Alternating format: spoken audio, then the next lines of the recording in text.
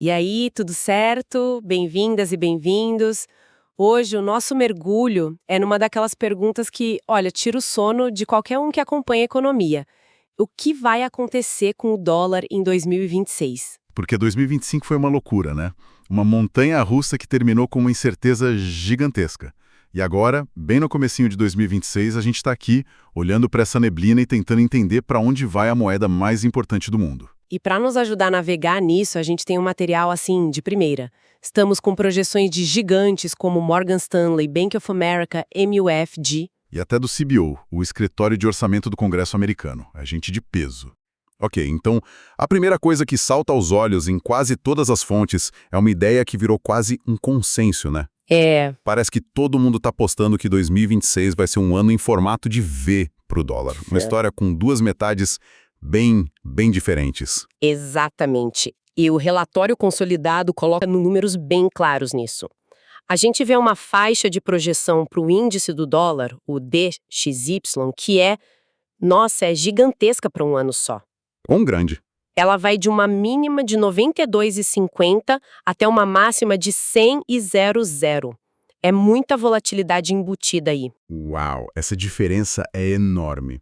É como prever que a temperatura amanhã vai variar entre 10 e 30 graus. Diz muito pouco sobre que roupa usar. Pois é. E no meio dessa confusão toda tem um indicador interessante que as fontes usam bastante. A média aparada. Certo, a média parada. Ela basicamente ignora as previsões mais extremas, sabe? Tanto as muito otimistas quanto as pessimistas, para a gente ter um sinal mais limpo. E essa média para o DXY no final de 2026 fica em torno de 94,88. Ok, 94,88. Para quem não vive com esses números na cabeça, o que isso significa? A gente começou o ano em que patamar? Começamos o ano com DXY em torno de 98,20. Ah, então é uma queda considerável. É uma queda considerável, mas a parte crucial é o V. A história não é uma queda linear retinha, é uma queda forte no primeiro semestre e aí uma recuperação no segundo. Tá, então vamos quebrar esse V. Primeira parte, o que derruba o dólar com tanta força na primeira metade do ano? A resposta tem nome e sobrenome: Federal Reserve, o Banco Central Americano. Sempre ele. Quase todos os analistas, principalmente Morgan Stanley e MUFG, estão prevendo que o Fed vai cortar a taxa de juros. A aposta é em algo entre 1, 3 e 4 cortes até junho. E o motivo? A lógica é que o mercado de trabalho americano, que foi super forte por muito tempo, está finalmente mostrando sinais de desaceleração. Então o Fed agiria de forma preventiva, sabe? Para proteger os empregos e evitar uma recessão. Faz sentido. E a regra básica da economia? Juros mais baixos, moeda menos atraente para quem quer rendimento. O capital vai para outro lugar. Exato. Mas aí vem a segunda metade do ano e tudo vira de cabeça para baixo. O que acontece para essa recuperação começar? Aí o protagonista da história muda.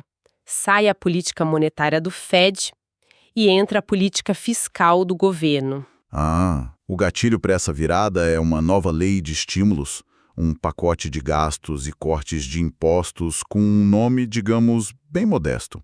One Big Beautiful Bill Act, o OBBA. Eles não economizaram na autoconfiança, né? Parece nome de produto que se vende na TV de madrugada. Pois é. Mas, brincadeiras à parte, o efeito esperado disso é que o pacote funcione como uma injeção de adrenalina na economia. Mais dinheiro circulando, mais consumo. E isso, mais investimento. Isso tende a reaquecer a atividade e, consequentemente, a inflação. E com a inflação voltando a ser uma preocupação, o Fed seria forçado a pisar no freio. Acabou a festa dos cortes de juros. Exatamente. Aquela sequência de cortes do primeiro semestre pararia de repente. Ah, entendi a dinâmica. Então o Fed está tentando acalmar a economia com um chá de camomila e no meio do ano o governo chega injetando um energético de 5 litros na veia do sistema com esse tal de OBBBB. É uma analogia perfeita. E enquanto o Fed para de cortar juros nos Estados Unidos, outros bancos centrais, tipo o europeu ou do Japão, poderiam continuar cortando os seus. o que cria um diferencial de juros favorável ao dólar de novo. De novo, o dólar volta a ficar atraente. Fontes como a Wanda e o próprio Morgan Stanley, que previam a queda inicial, também apontam para essa recuperação. O DXY voltando a flertar com o nível de 100,00 no final do ano. Ok, essa narrativa do V é bem amarrada, mas me parece, sei lá, uma aposta muito arriscada nesse equilíbrio perfeito. É um equilíbrio delicado. E pelo que eu vi nas fontes, nem todo mundo está comprando essa história, certo?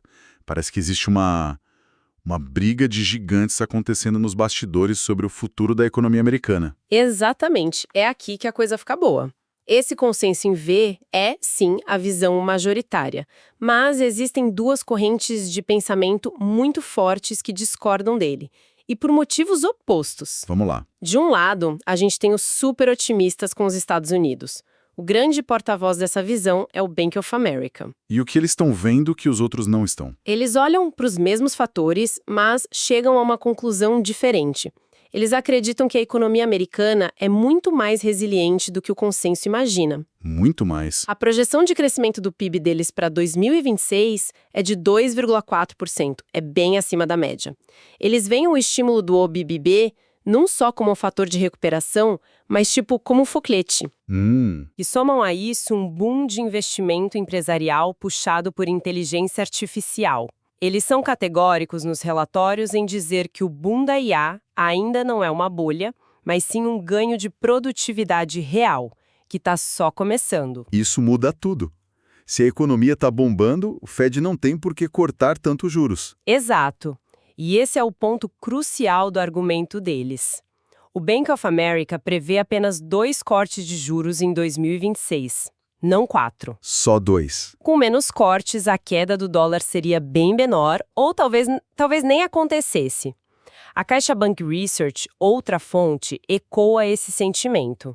Eles falam de uma resiliência americana excepcional por causa da IA. Para eles, o dólar se manteria forte o ano todo. Interessante. Mas isso não é um pouco contraditório? Como eles conciliam a ideia de um mercado de trabalho desacelerando com o boom de IA, que, teoricamente, deveria estar impulsionando a produtividade? É uma ótima pergunta e é aí que o debate fica acirrado. A visão deles é que pode haver uma desaceleração em setores mais, digamos, tradicionais. Ok. Mas que o dinamismo dos setores de tecnologia e serviços ligados à IA vai mais do que compensar isso. Seria uma transição dentro do mercado de trabalho, não um enfraquecimento geral. Ok, esse é o time dos otimistas. EUA forte, IA bombando, dólar para cima. Mas e quem está do outro lado do cabo de guerra? Quem puxa para um dólar mais fraco e não só na primeira metade do ano? Do outro lado, temos a visão mais globalista. E o principal defensor aqui é o banco japonês MUFG. A tese deles é bem direta. O pico do dólar já passou. Já era. Para eles, sim. Eles não veem uma recuperação em V, mas sim uma desvalorização mais consistente, na casa de 5% ao longo de todo o ano de 2026. E por que eles estão tão confiantes nessa queda? O raciocínio deles é que o mundo está mudando. Eles argumentam que não é só os Estados Unidos que está com estímulos fiscais. A Europa, a China, o Japão também estão injetando dinheiro em suas economias. Então o crescimento não está mais concentrado só nos Estados Unidos. Exato. E quando o resto do mundo cresce junto, a necessidade de correr para o dólar como porto seguro a cada susto diminui. O dólar perde um pouco do seu brilho de ativo especial. Faz todo sentido.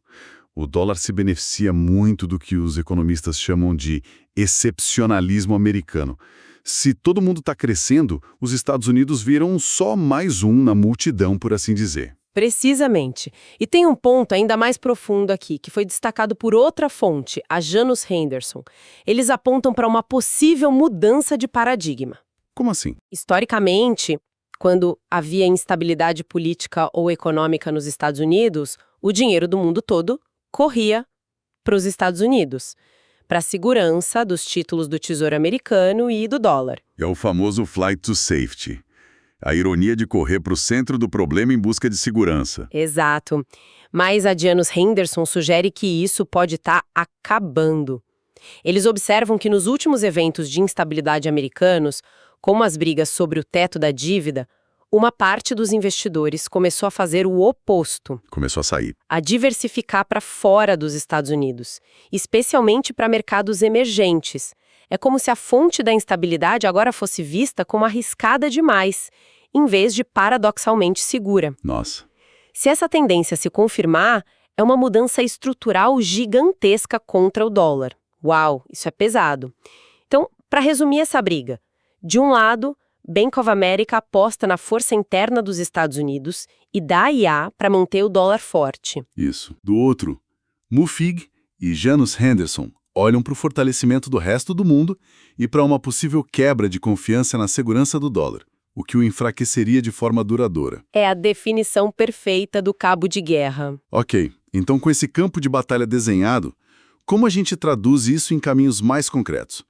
O relatório consolidado que a gente tem tenta organizar essa confusão em cenários, certo? Sim, ele destila toda essa discussão em 3 cenários principais, cada um com seus gatilhos e probabilidades. Gosto disso.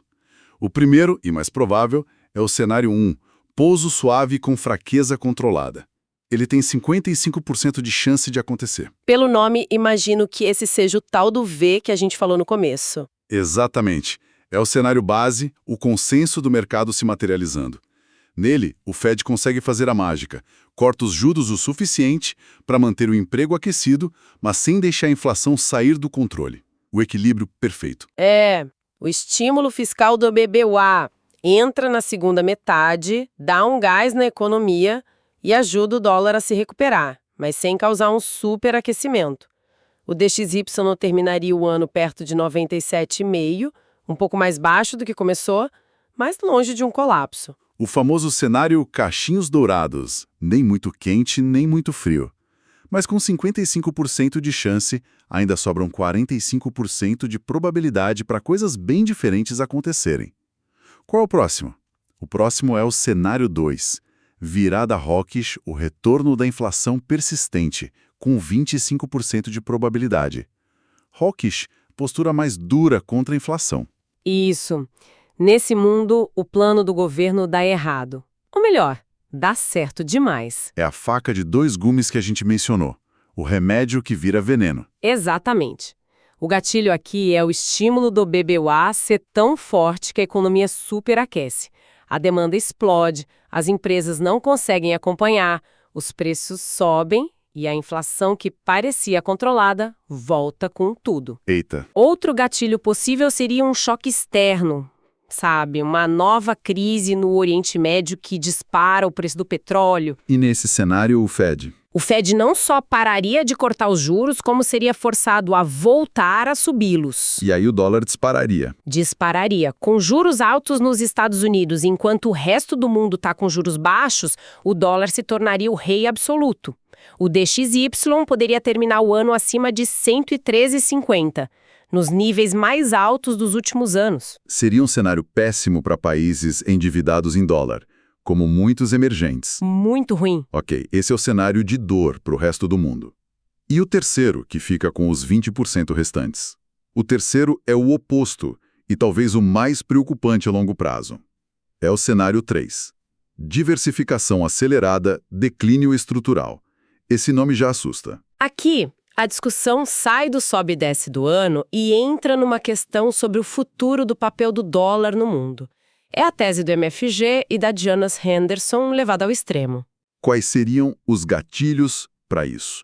Seriam coisas mais estruturais. Por exemplo, uma aceleração coordenada do processo de desdolarização por blocos como os BRICS Plus, ou, o que é mais concreto e debatido, um rebaixamento da nota de crédito da dívida dos Estados Unidos. Por causa da dívida crescente. Exato. A fonte da Callon, por exemplo, joga um número assustador na mesa. A dívida pública americana pode chegar a 124% do PIB já em 2026. Nossa. Há um ponto em que os credores começam a ficar nervosos. Começam a exigir juros mais altos ou, simplesmente, a vender seus títulos. E se a confiança no principal ativo seguro do mundo começa a ruir, A queda é muito mais forte. Muito mais forte e muito mais duradoura. Não seria uma queda cíclica de um semestre, mas o início de uma tendência de longo prazo. Nesse cenário, o DXY não só não se recuperaria, como a queda se aprofundaria, terminando 2026 abaixo de 89,00. Seria uma mudança tectônica no sistema financeiro global. Totalmente. Resumindo a ópera, então. 2026 parece um ano onde o dólar está no centro de um furacão de forças opostas. De um lado, a política de juros do Fed tentando enfraquecê-lo para salvar a economia. Certo. Do outro, a política de gastos do governo com o potencial de fortalecê-lo, talvez até demais. O caminho mais provável é um zigue-zague, o tal do V. Mas os caminhos alternativos são extremos. Bem extremos. Ou um dólar super forte que esmaga o resto do mundo, ou o começo do fim do seu reinado. Vai ser um ano bem volátil. Sem dúvida. E, sabe, analisando todas essas fontes, surge um pensamento final que é bem provocativo. Manda. Tem uma coisa em que elas são quase unânimes, mesmo discordando em todo o resto. A completa falta de visibilidade porque acontece depois de 2027. É verdade, eu reparei nisso. O relatório consolidado chega a usar um termo forte. Chama isso de zona de incerteza radical. Isso é curioso, geralmente os economistas adoram fazer projeções de longo prazo, mesmo que errem todas. Por que esse muro em 2027? A questão que fica no ar é que isso talvez não seja só uma dificuldade normal de previsão. Pode ser um sintoma de algo maior, um sinal de que as regras do jogo, que valeram por décadas. Sobre crescimento, juros, sobre o crescimento americano, sobre o papel dos juros, sobre a posição intocável do dólar, talvez estejam mudando de forma fundamental. E ninguém sabe quais são as novas regras. Então a pergunta que fica para refletir é: o que acontece com a economia global quando o ativo que sempre foi a sua maior fonte de estabilidade se torna ele mesmo a sua maior fonte de incerteza e volatilidade? Exatamente essa. É uma questão para se pensar.